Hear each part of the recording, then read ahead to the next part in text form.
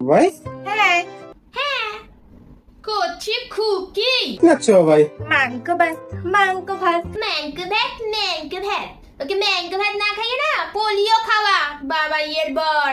এখনো তোর বাবাই প্রিম্যাচিওর বেবি, বুঝলি?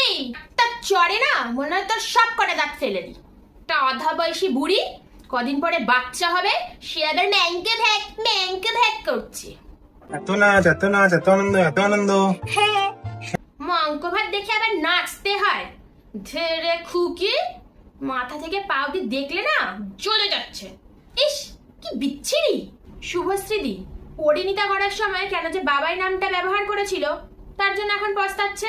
বাবাই নামটা যে এত রোস্ট হয়ে যাবে সেটা তো আর শুভশ্রীদি জানতো না।